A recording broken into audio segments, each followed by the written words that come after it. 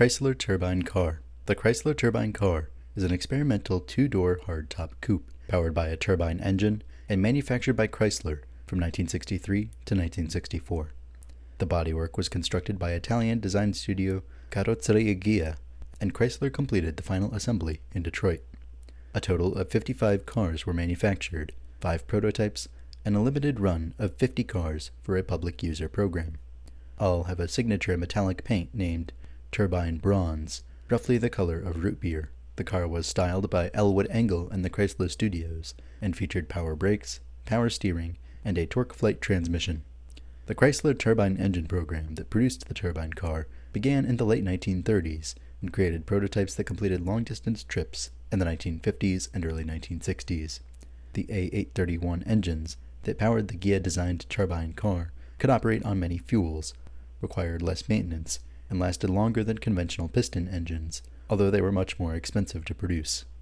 After testing, Chrysler conducted a user program from October 1963 to January 1966 that involved 203 drivers in 133 cities in the United States, cumulatively driving more than 1 million miles, 1.6 million kilometers. The program helped the company determine problems with the cars, notably their complicated starting procedure, relatively unimpressive acceleration, and subpar fuel economy and noise.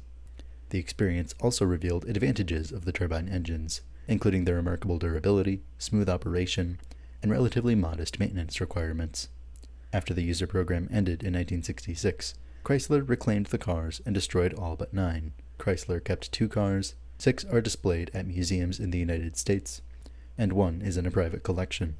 Chrysler's turbine engine program ended in 1979, largely due to the failure of the engines to meet government emissions regulations, relatively poor fuel economy, and as a condition of receiving a government loan in 1979.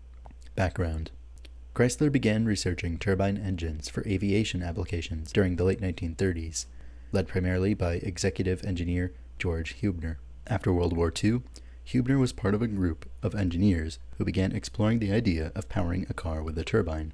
Other members of the secretive Chrysler research team, which worked on automotive engines, included fellow engineers Bud Mann and Sam B. Williams. The concept intrigued them, largely because turbine engines have fewer moving parts than their piston-powered counterparts, and can run on a variety of fuels, according to historian Charles K. Hyde.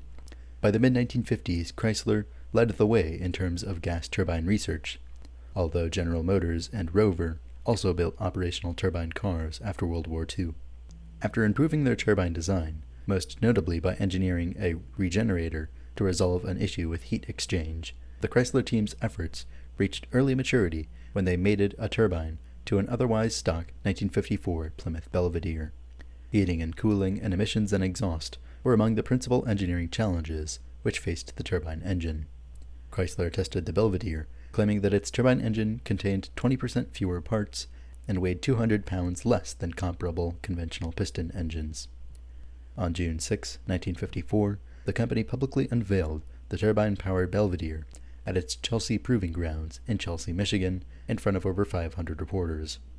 Chrysler unveiled its next turbine car, a 1956 Plymouth. On March 23, 1956, Huebner drove it 3,020 miles, 4,860 kilometers, on a 4-day trip from New York City to Los Angeles. Although the car was shadowed by a 14-person convoy of mechanics with fuel and spare parts, it only required 2 minor repairs on the trip, neither of which were engine-related. The coast-to-coast journey's success led Chrysler to double the size of its turbine program and move it from the Highland Park Chrysler plant to a larger facility on Greenfield Road in Detroit. The program began generating several patent applications in 1957, due largely to the contributions of metallurgist Amedee Roy and engineer Giovanni Savonuzzi. The next generation of the Chrysler turbine engine, the second-generation engine, was placed into a 1959 Plymouth, which averaged 19.4 miles per U.S. gallon, 12.1 liters per 100 kilometers, 23.3 miles per gallon imperial, on a trip from Detroit to Woodbridge, New Jersey. This mileage was substantially higher than the 13 miles per gallon achieved with the first-generation turbine on the 1956 New York to Los Angeles journey. After Chrysler named former accountant Lynn Townsend its new president in 1961, the company unveiled its next third-generation turbine engine on February 28. The CR2A was the first Chrysler turbine engine to be officially named. Unlike its more experimental predecessors, the CR2A was designed with an eye on costs and production methods.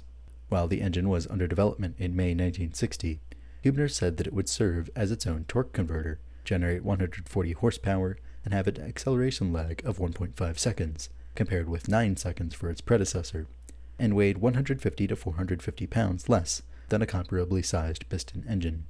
Third-generation turbines were made into a variety of vehicles, including a 2.5-ton 1960 Dodge truck and the Chrysler Turboflight concept car. Refined CR2A turbines were installed into a 1962 Dodge Dart and Plymouth Fury. The Dart was driven from New York City to Los Angeles in December 1961, and the Fury completed a journey from Los Angeles to San Francisco in January 1962. After Hübner arrived in Los Angeles with the Dart, he spent 2 hours giving journalists rides in the turbine-powered car. Chrysler had barnstormed its fleet of turbine cars to dealers across North America, Europe, and Mexico by February 1962, visiting 90 cities, giving rides to almost 14,000 people, and being seen by millions more. The third-generation turbine program ended at the 1962 Chicago Auto Show that month, where the company displayed its turbine-powered fleet. Shortly before the show, Chrysler announced an upcoming fourth-generation turbine engine it planned to install in a limited run of 50 to 75 cars, which would be loaned to the public at no cost in late 1963, a decision largely due to enthusiastic public response to the barnstorming tour. Engine. The Chrysler Turbine Car is powered by the A831, Chrysler's fourth-generation turbine engine. The most notable difference from its predecessor, the CR2A, was its use of twin regenerators, one mounted on either side of the gasifier, instead of a single top cover-mounted heat exchanger. This design helped the A831 trim 40 pounds, 18 kilograms, from the CR2A's weight, reducing it to a relatively light 410 pounds, 186 kilograms. Hübner described the turbine as similar to a jet engine, noting that it only had one spark plug and about 80% fewer parts than a typical automotive piston engine. Due to their construction, the engines did not require antifreeze, a cooling system, a radiator, connecting rods, or crankshafts. The A831 could operate on diesel fuel, unleaded gasoline, kerosene, and JP4 jet fuel. Leaded gasoline damaged it. According to Chrysler, it could burn a variety of unusual fuels, ranging from furnace oil and perfume to peanut and soybean oils. Mexican President Adolfo López Mateos ran one of the cars on tequila after Chrysler engineers confirmed it would do so. The engine produced 130 brake horsepower, 97 kilowatts, at 36,000 revolutions per minute, RPM, 425 pound-feet, 576 newton-meters of torque, and idled between 18,000 and 22,000 RPM. At idle, its exhaust did not exceed 180 degrees Fahrenheit, 82 degrees Celsius. When driven at 120 miles per hour, 193 kilometers per hour, the turbine ran at its maximum of 60,000 RPM. The A831's compressor had a pressure ratio of 4:1 and an efficiency of 80%. Its combustor operated at 95% efficiency. Compared to conventional piston engines, turbine engines generally require less maintenance, last longer, and start more easily in cold conditions. The A831 started properly at temperatures as low as -20 degrees Fahrenheit, -29 degrees Celsius. The first car to receive an A831 was a Plymouth Fury. In this Ghia-built turbine car, the engine had a 0 to 60 miles per hour, 97 kilometers per hour time of about 12 seconds. Due to the exotic materials and strict tolerances needed to build the engines and the investment casting method with which they were made, the A831s were very expensive to produce. Chrysler never disclosed their actual cost. Design. The turbine car was styled in the Chrysler studios under the direction of Elwood Engel, who had worked for the Ford Motor Company before moving to Chrysler. Due to its resemblance to the Engel-designed Ford Thunderbird, the car is occasionally called the Engelbird. According to Hübner, the design was intended to compete with the Chevrolet Chevette in addition to the Thunderbird. The car's bodies were handmade by Italian design studio Ghia, which had built several concept cars for Chrysler, including the Imperial limousines and the Norseman. The mostly completed turbine car bodies, which were assembled, painted, trimmed, and upholstered by Ghia in Italy, were shipped to Chrysler's Greenfield Road turbine facility in Detroit for final assembly. This consisted of installing the turbine engines, torque flight transmissions, electrical wiring, and components such as radios and heaters. Building an individual car may have cost as much as $55,000, equivalent to $459,000 in 2020. Virgil Exner Jr. estimates that the bodies themselves cost about $20,000, equivalent to $167,000 in 2020, although Chrysler never revealed the cost of each turbine engine. The first 5 cars were completed in early 1962 as prototypes used for troubleshooting. Each was slightly different from the others, varying in exterior color, interior upholstery, and roof material. Early problems discovered from the prototypes included sluggish acceleration, attributed in part to the relatively heavy hand-built bodies, and vibration, ultimately determined to be caused by the tire treads and noticeable due to the unusual smoothness of the turbine engine. A total of 50 identical turbine cars were built between October 1963 and October 1964. They were all 2-door hardtop coupes with air-over-oil power brakes and power steering. The cars had independent front suspension with a coil spring at each front wheel, eschewing Chrysler's contemporary standard independent front longitudinal torsion bar system, although their rear suspension utilized off-the-shelf leaf springs. All 4 wheels were equipped with power-assisted drum brakes. The car body is finished in a metallic, root beer-colored paint known as turbine bronze. Its headlights, deeply recessed taillights, turn signals, and pod-shaped backup lights are mounted in chrome bezels. The turbine-inspired style carries through to the center console design of the interior, which has bronze-colored leather upholstery, deep pile bronze carpet, and brushed aluminum accents. The cars have black vinyl-covered hardtop roofs, leather-upholstered bucket seats for front and rear passengers, and white wall tires. The turbine car's dashboard is dominated by 3 large gauges, a speedometer, a tachometer, and pyrometer, the latter monitoring the temperature of the turbine inlet, the engine's hottest component. Its appearance is mostly stock, although the tachometer and pyrometer display abnormally high readings compared to piston engine cars, 46,000 RPM and 1,700 degrees Fahrenheit, 930 degrees Celsius, respectively. All 55 turbine cars had identical ignition keys. User program. 2 of the cars gave rides to visitors at the 1964 New York World's Fair, and another went on a worldwide tour. 50 were lent to the general public as part of a user program. The cars were given to drivers for a 3-month period at no charge, aside from fuel costs. Participants also gave Chrysler in-depth interviews within 2 weeks of returning their cars. During the user program, which ran from October 1963 to January 1966, the car's operational downtime was reduced from 4% early on to 1% by its conclusion.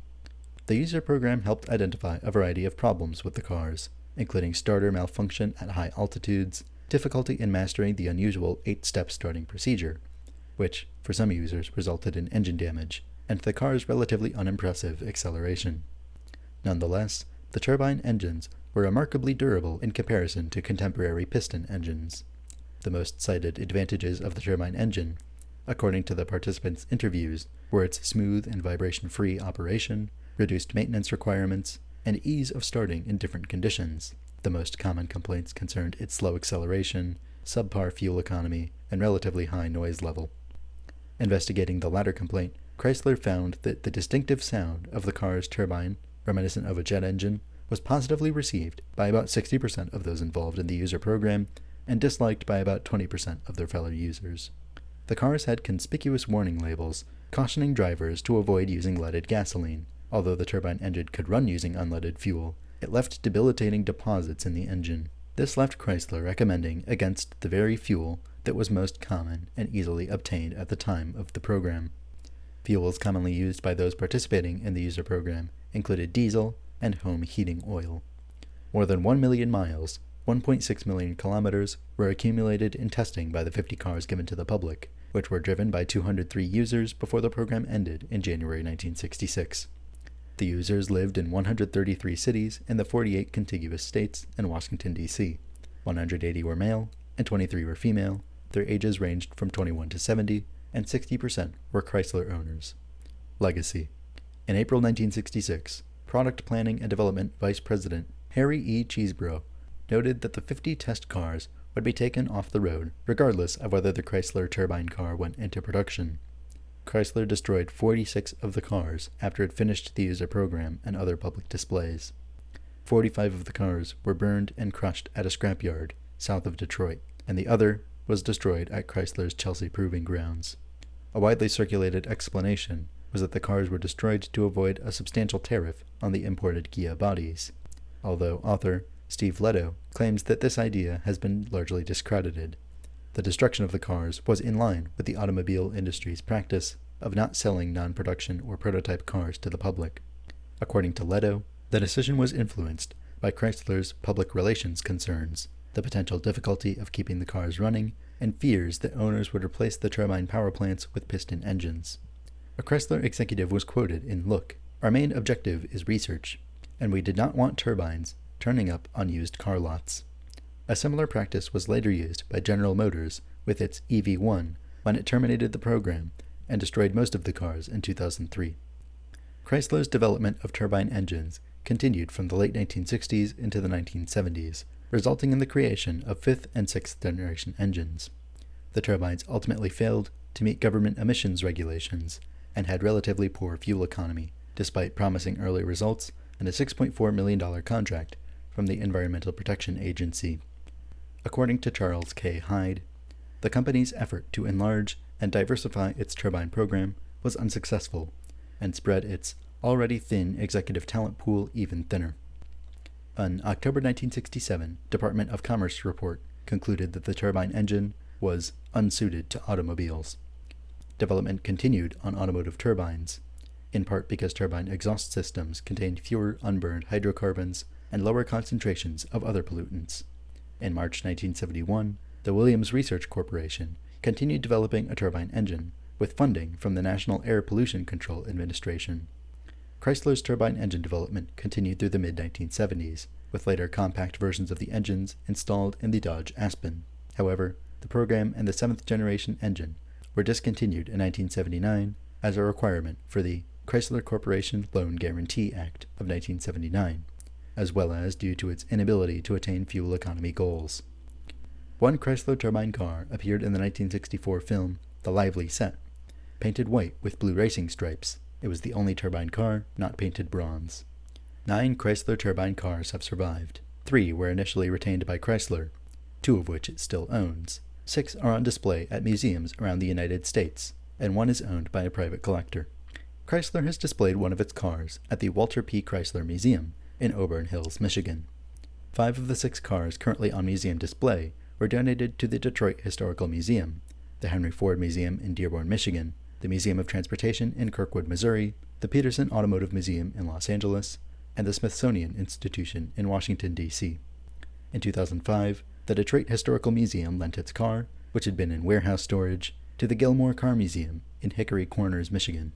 All the cars donated to museums had their fan assemblies removed to render their engines inoperable, although the car owned by the Museum of Transportation was restored and returned to operating condition in the 1980s, allowing it to appear at car shows. The 6th Chrysler turbine car on museum display is owned by Stahl's Automotive Collection in Chesterfield, Michigan, since being acquired at auction in March 2021.